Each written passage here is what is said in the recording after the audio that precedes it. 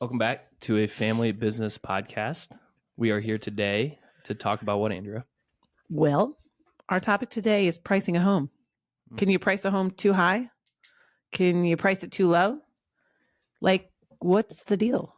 Well, it used to be that you could absolutely price it too low because the demand wasn't the same. Now, I would have to argue you probably can't price it too low, that the market's going to drive it up to what the market value is.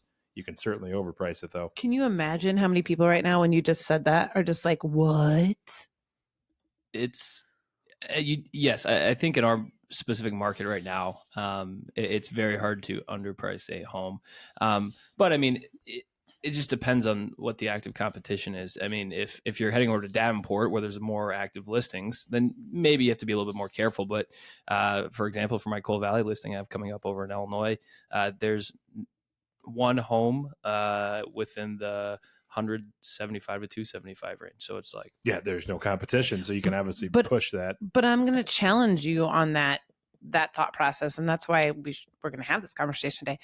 When you say, so you're thinking that you can't underprice a home as long as the market supports that and there's not a lot of inventory. But I would still bargain to say if you truly underprice a home, you're creating like an auction-like environment because everybody knows that it's priced way below what the market would sell, and you still will end up getting what the market will give. Wouldn't you agree? Well, of course, yeah. The market is not going to let it sell for anything less than it's not worth, is what the thought process is. But you still have to have some parameters, some guardrails. I mean, you can't just go out here and say this home is, it could sell within 150 to 250. No, I mean, you have to be within a certain parameter to be safe with underpricing. And then, yeah, but so if a home's worth 250 and you price it at 150, you don't think it would sell for 250? Potentially, but why would you risk that? Yeah. I mean, no, I'm just. But what I always really think is that you ought to be on the lower half of the price point. Right. So if say the house is worth, I'm just going to give a round example, $100,000. Okay. If you price that house at $99,900, it's going to be a deal, and more than likely it's going to drive the price up. Now there's always the risk that it won't, and somebody comes in with a $99,900 offer and that's the only thing you get. So I think you should price them at market value and not go under market value. And with the market the way that it is, with the lack of inventory, I think you're going to get into multiple offers if you price it at market value. Now, there have been agents that have got carried away and they price it over market value. And the biggest risk there is that in these days, if your house doesn't sell in the first 3 weeks tops, maybe the first couple of weeks even, then everybody wonders what's wrong with it, and you never want to run into that situation. Yeah, that's it's kind of a fine line you have to walk. I mean, you'll obviously have the conversation, especially when, if we were to send out, our numbers at the end of the day and explain how we kind of looked and found the number,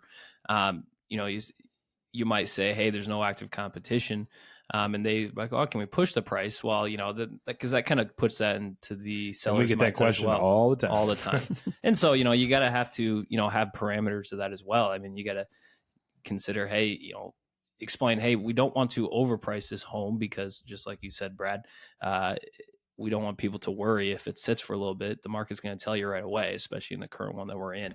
So it's all kind of feel too right now. It is. But isn't you okay? Yeah. But but isn't what everything you're saying? I'm not necessarily disagreeing with this, but you keep going back to, well, depending on what the market is whether you can underprice or overprice a home. But I still disagree with that in the sense of if you are doing as an agent, if you're doing your homework and you're doing the market analysis and you're doing the research on what's happened in the market, I don't know how.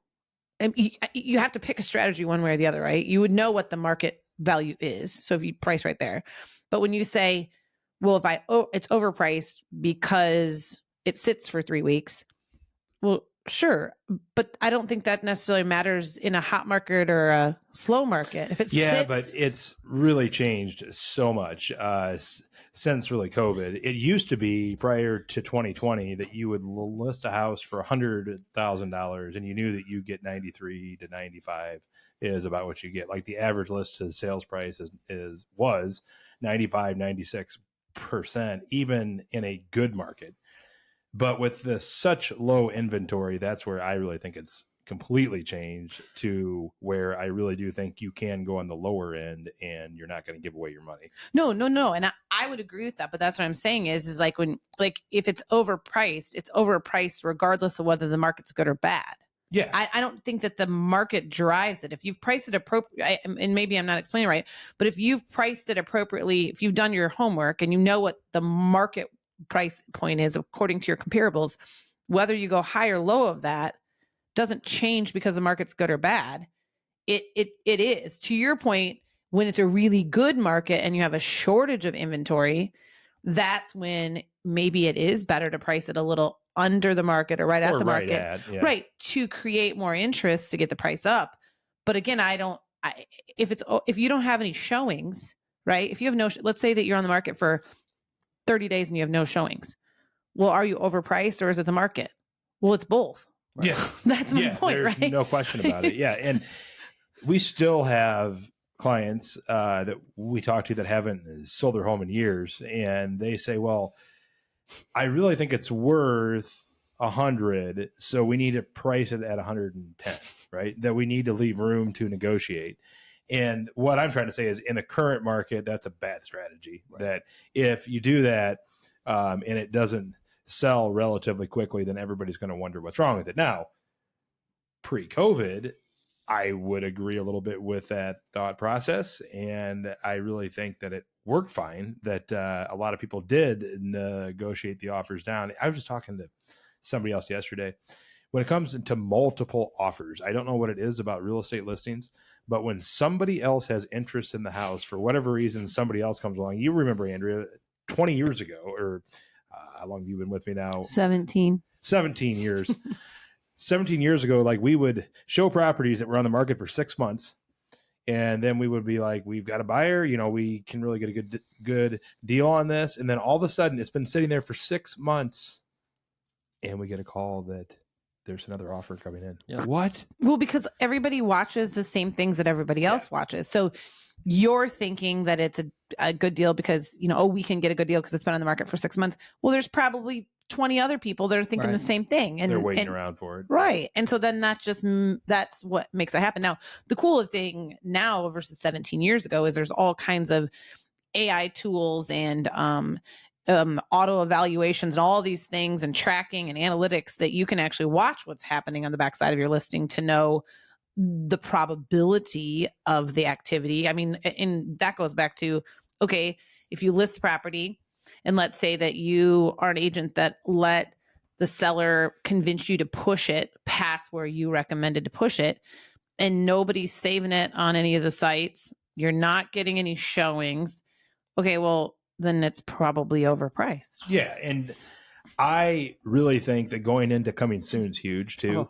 That if you go in and you don't have any scheduled showings on your live date, you're probably overpriced and you know it right away. If you did your marketing appropriately. Yeah. I mean, you can't just stick it in coming soon and do nothing. I mean, you have to have a process. You have to have a blueprint for how you get it. But I can't think of, and knock on wood, the last property that we listed other than one that we did allow the seller to push the envelope of price.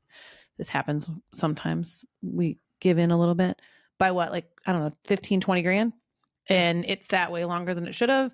It ended up selling for exactly what we said it was going to sell for. Yeah, that's the hard part too and it's really easy to get into this trap as an agent. And especially when you're not experienced and you're new, when the seller pretty much wants it to be in control and they say, let's just try it at this price.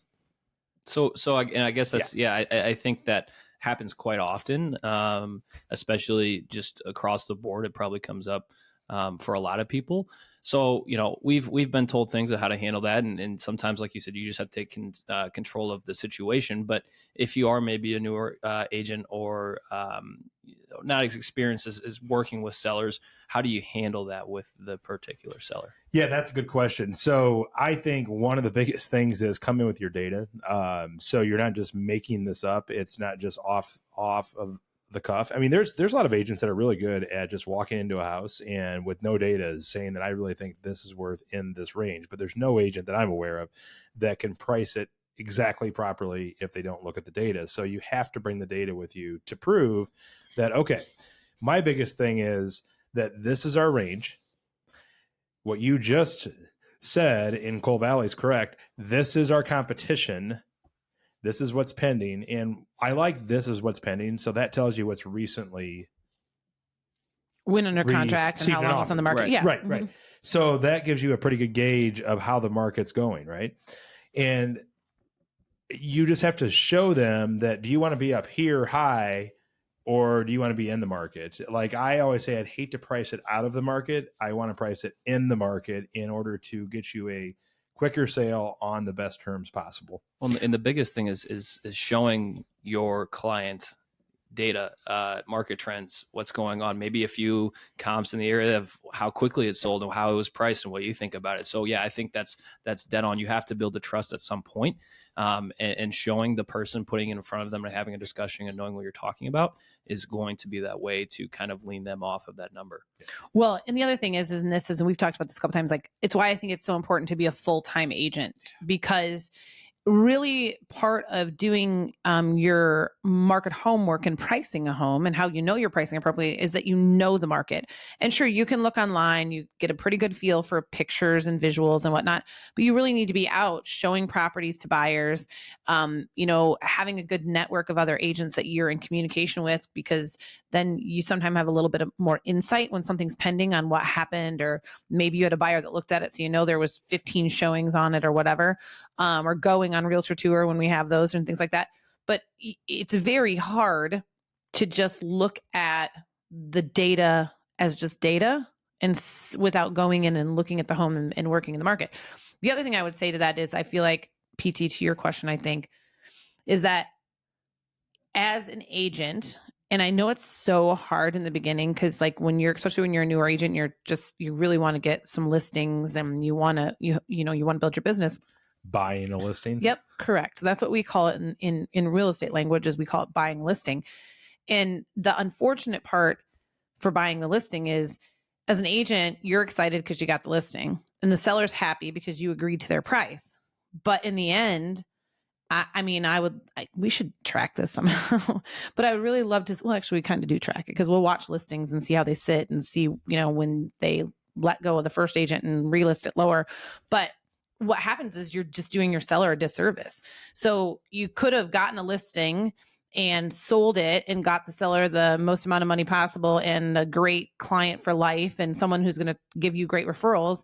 Instead, you got a sign in the yard with an overpriced listing that you now have to have conversations with the seller on dropping it or why they don't have any activity. And then they end up getting less money in the end. I mean, the old adage and goes, then they aren't happy. Right. Yeah. So, I mean, you're really just doing yourself and the client a disservice. Yeah. When you were saying that, I was like, well, you're not only costing yourself money, but more importantly, the client that called you, that trusted you. And a lot of people don't look at it this way, but if you're not being honest with them up front and giving them a realistic number, you're going to cost them money long term, which is not what you want to do. And yourself money, because if you lose the listing, and if you did you get a commission, you get a service charge for selling that listing because you provide a service, and you have expense, you have your time, a lot of times you have staging, you have media, you have marketing that you've paid for in different forms, online and whatnot. That's a complete 100% loss to you. Yeah. So why would you take an over? I just don't understand it. Well, I think the other thing too is, so if this objection comes up at any point in the pre-listing process, you have to do some more digging, some more due diligence, find out the seller's MO. Why, is their top priority to sell as quick as possible? Is their top priority to get the most of money? There's always a specific reason why someone is selling and what they really need out of it. Yeah. So if someone's, pushing, I want a little bit higher price. Okay. So talk them through, hey, so it sounds like you have to be out of here in a month and a half. What happens if this house sits on the market for a little bit? Is that going to frustrate you?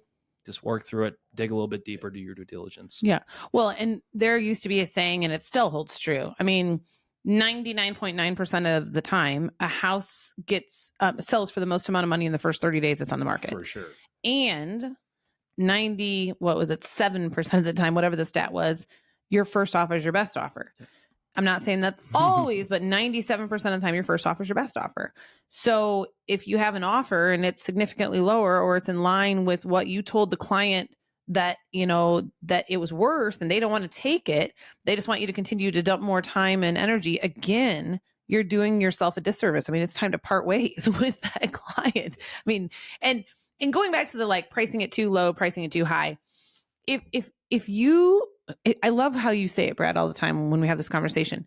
There are times that we definitely price it on the lower side on purpose, because you look at different, there's all kinds of science between the breaking points and different price points and what buyers look at it and whatever. So you really want to know those in your market, right? Like, okay, so if it's up to 200, do people look at houses, past that? If they're only approved to 200, do they go to 225? Do they go to whatever it is? 500, do they go to 600? But when you have those conversations with your seller, and we've had this before where we'll price it a little bit on the lower side, and then we'll go to coming soon, and we'll have 10, 12 showings right away come up, which is a good thing, right? So that means we obviously did something right in regards to the plan that we put in place for our sellers. It's proven, and our marketing and our pictures and our media and staging and all those things, the market prep. But I mean, then you'll have this, oh, well, did we price it too low? And what do you always say? It's almost impossible to price it too low. Yeah. And if it's supposed to sell for more, what will happen? It will sell for more. Yeah. And in this let's just use the last 6 months, how many times has that happened? Sold for more? Yeah. Every time. Yep. Yeah. Yep. Yeah. And we've had a lot of clients really worried. Well, I mean, I can't go much lower than that. I'm like, well, if it all pans out, you're not going to have to go much lower. And we just had one recently too, that they wanted to price it $20,000 higher than what we ended up pricing it at. And I knew that we were still $10,000 too high. So that's one of those where if it comes down to that, and you hope that you don't have to do that, you explain to the seller that I think we're high, but we'll try it your way for X amount of time. And it's never a good strategy to do that, but there are sometimes you don't have any other choice. And we dropped it by $10,000, and guess what happened? It's sold. But the other ones that we're talking about, which is this, and you just had the same thing with that one in Moline, PT, that all the rest of them, not only did they sell above the list price, they sold above the price that the seller thought it was worth, above what we wanted to price it at. Right. So the end, and all of them were thrilled. They're ecstatic, right? But again, that's a strategy, right? And that's knowing the market, knowing what you're doing, having a process. Don't just sign a listing paperwork, stick a sign in the yard, and start showings. And residential real estate is very emotional too, right? So sellers generally think that their house is worth more than it is, and a lot of buyers generally think that the house is worth less than it is. Right. So, but when the emotions get involved, which has happened a lot of times in this last 5 years, it's amazing how the emotions get involved and the price gets driven up too, that the buyer just does not want to lose it. And some of the escalation clauses I have seen are insane. It's wild. But, if they want the house that bad, that's what they do. Well, and you also have to kind of understand too what's going to make the home sell, right? So for example, I have a listing coming up. There's a 4-car garage, which is attached 4-car garage, which is pretty rare. And so you just have to understand the different things that might potentially help sell that house and push that as hard as you can, because there's definitely people that want specific things in their home. There are, and staging. I mean, I'll let Andrea talk a little bit on that, but that makes a huge difference in the pricing. And that's one aspect that we offer as a service, which is great.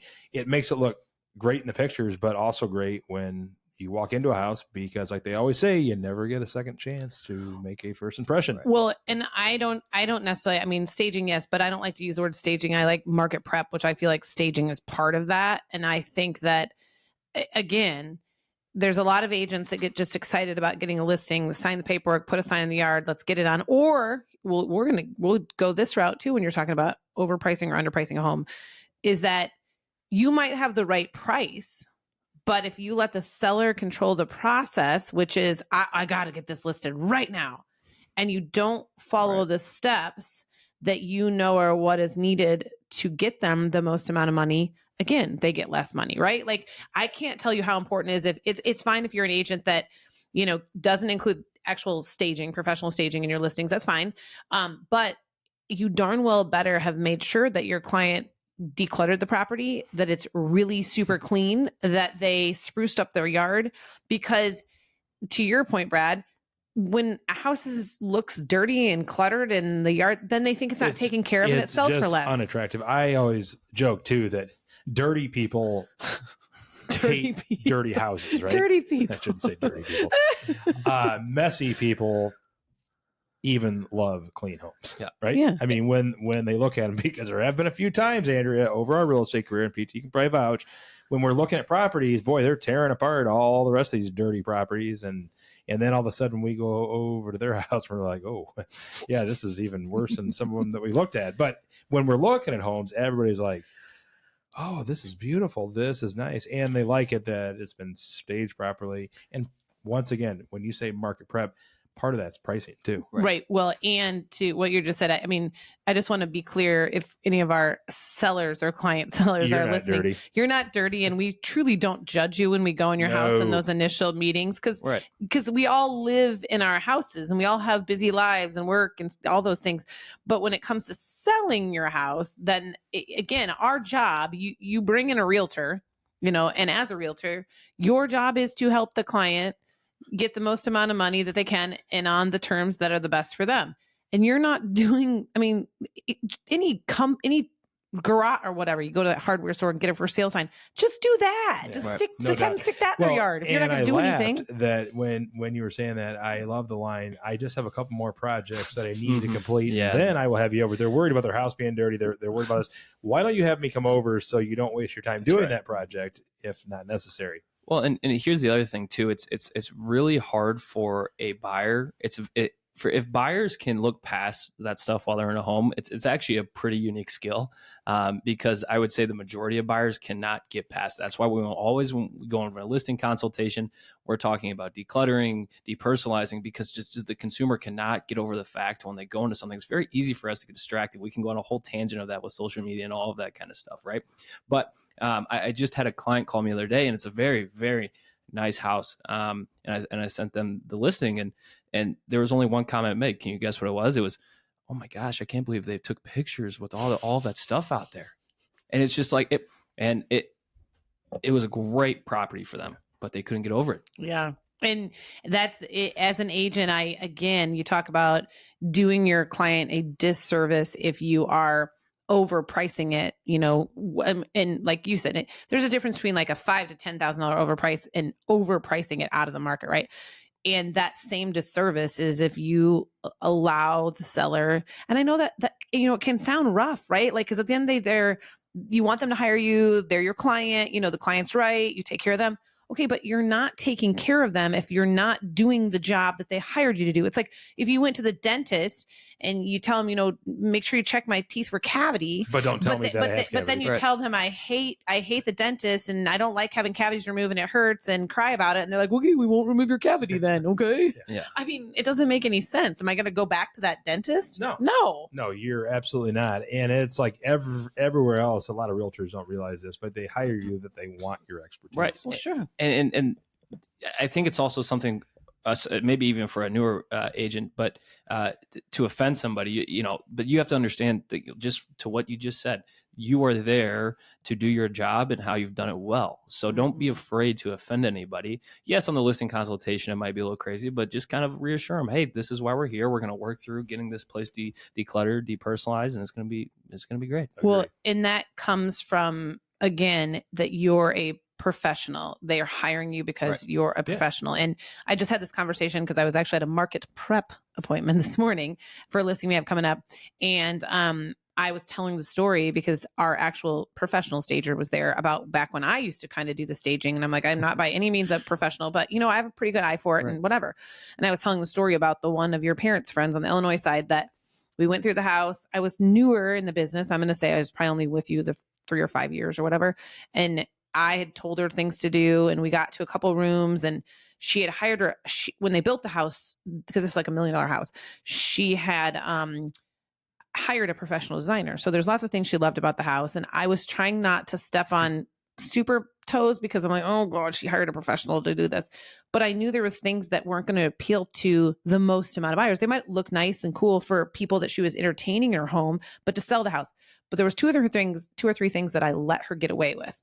And I just didn't push as hard as I should have. And after the photos came back, I'll still never forget her calling me and going, Andrea, I wish I would have listened to you. And again, those are things though that as agents, you just have to remember that, right? Yeah, and because the house still sold, it turned out fine. It wasn't the end of the world, but it's things I, as a professional, my job is to help them get the most amount of money that I can. So that's part of, the whole package of pricing it and listing a home. So totally agree. that was my bad. Yeah. So I would really say, to kind of wrap it up, I mean, I think the most important part about real estate, which is our topic, is it's absolutely pricing. Like, you have to make sure that you are in the market and not out of the market. Well, yes, but I just had one other thought when you were saying that. You can overprice and underprice a home if you didn't do the right market prep. Yeah. Maybe a house was worth That's very true. $450, There's a package, yeah. but because they don't want to do any of the market prep, or you as an agent didn't advise them what should be done, it might only be a $400,000 house. Yeah. Right. And that's not, people are like, oh, I don't want to put a new, no, we're not talking about necessarily new countertops and remodeling a bathroom. There's a lot of things you can do with a minimal amount of money to make your house show better. Sure, but you will get some that just say, I don't want to do anything and I'm not doing anything, which is fine. Right. So you need to give them the as-is price. And then with these improvements, you could list it at this. And then they might say, Okay. oh, for that amount of money, I'll go ahead and do it. Right. Right. And to your point, PT, you also have to weigh, is there some super unique feature about the property that outweighs some of that, right? Like in the price point of the house you're talking about with the 4-car garage, you're just not going to find that anywhere. I mean, so what's even better is if they do all the market prep and they have the 4-car garage and they're priced appropriately. I can't wait to see what that sucker sells for. We'll have to report back on that. Yeah, we'll see what happens. It'll be a good one. Yeah, but I think my biggest takeaway is from this episode is being in the market, right? The biggest thing for me has been recently is just being in homes, seeing how buyers are buying, right? What habits are they showing? Because, in the fall of last year for our market, it slowed down quite a bit. So you were getting to a home sitting in the market for maybe 3 to 4 weeks for a month. And everyone thought, oh my gosh, I can get a deal. Well, everyone thought that. And so you had a couple other offers come in when you were ready to write an offer. So you just have to be aware of what particular market you're in. And you're going to do that by working with buyers, being in homes, and just immersing yourself in the market. Yeah, I really think that's a great point, PT, is that when you're new in the business, you work with a lot of buyers, but it's a learning curve too, that gets you to think when you list a property, how the buyers will view the property too. So it all kind of goes together. Well, yeah, that's why, and this is a different episode, but that's why a lot of newer agents are buyer's agents, not listing agents, because it's really hard to be a listing agent when you don't really know the market. Right. I mean, and you tend to get listings because you had buyers that bought a home that then work with you in the future, So no, it's an interesting conversation, but I just definitely think that, you just gotta price in the market, be in the market. You have to price in the market. You want to be in the market. In the market. Yep. Be in the market. Be in the market. Okay. That's a wrap.